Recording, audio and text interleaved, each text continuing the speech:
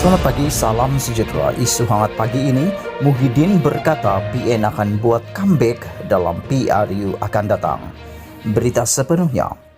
Presiden Bersatu merangkap pengerusi Perikatan Nasional PN, Muhyiddin Yassin menyatakan komitmen yang gabungan itu akan membuat kemunculan semula dalam PRU akan datang. Muhyiddin yang meletakkan jawatan sebagai Perdana Menteri bulan lalu, itu malah membayangkan dia akan mengetuai gabungan PN dalam PRU 15. Bagaimanapun sehingga waktu itu tiba, Muhyiddin berkata gabungan itu akan terus menjadi anggota kerajaan untuk meneruskan usaha memulihkan negara akibat wabak COVID-19. Sehinggalah tiba suatu masa pilihan raya dapat diadakan dengan selamat dan mandat dikembalikan semula kepada rakyat untuk memilih kerajaan yang baru. Pada masa itu, PN dan saya sebagai pengerusinya akan mengambil bahagian dalam pilihan raya.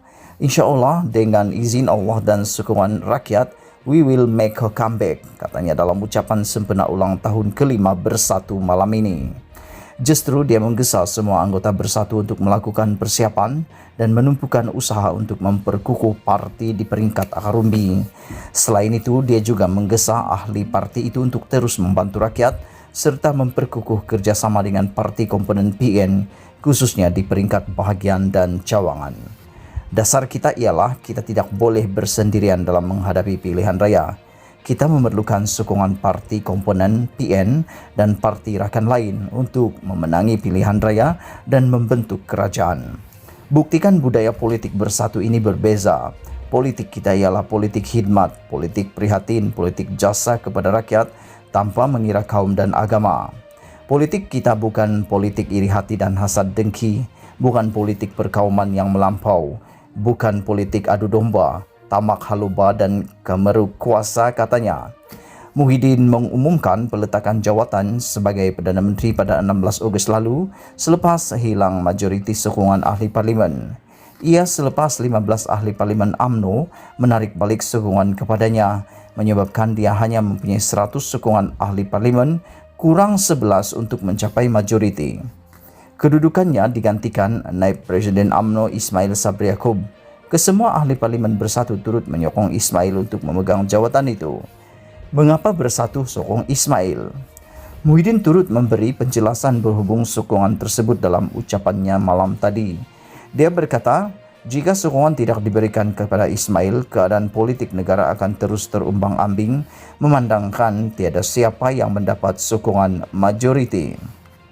Kedua, PH dengan sokongan kumpulan kleptokrat berkemungkinan kembali menjadi kerajaan dan Bersatu menjadi pembangkang. Kerana itu, saya telah berbincang dengan ahli parlimen Bersatu dan pimpinan parti dalam PN, yaitu PAS, TA, SAPP dan Gerakan, serta pucuk pimpinan parti rakan kita yaitu GPS dan PBS supaya mencalonkan Ismail Sabri sebagai Perdana Menteri yang baru, katanya lagi. Dalam perutusan khas di hari peletakan jawatannya, Muhyiddin berkata dia tidak akan bersokongkol dengan kumpulan kleptokrat semata-mata untuk menyelamatkan kedudukannya sebagai Perdana Menteri. Dalam satu lagi perutusan khas sebelum itu, yaitu pada 4 Ogos, dia mendakwa ada pihak tertentu yang mendesaknya agar mencampuri urusan mahkamah. Dia bagaimanapun tidak menyebut sebarang nama secara khusus dalam kedua-dua perutusan tersebut. Kerajaan tidak gagal.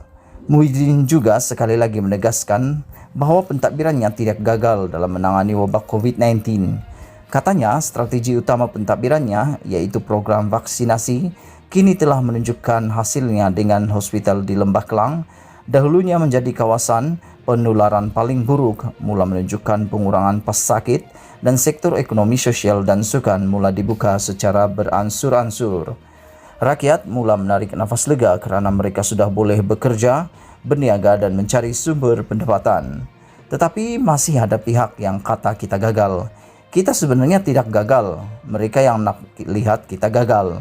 Kerana itu, semasa kita sibuk menguruskan COVID-19, mengurus kebajikan rakyat, mereka sibuk berkomplot untuk menjatuhkan kerajaan. Saya tahu ramai rakyat yang tidak suka dengan perbuatan mereka. Apatah lagi ahli-ahli Bersatu yang mahu saya terus kekal memimpin kerajaan PN. Tetapi saya masih mesti patuh kepada perlembagaan persekutuan. Apabila saya kehilangan sokongan majoriti di Dewan Rakyat, Saya mesti meletak jawatan dan itulah yang saya lakukan, katanya lagi. Berita dipetik dari Malaysia Kini. Sekian isu hangat pagi ini. Jangan lupa tekan butang subscribe dan kita jumpa lagi. Bye-bye.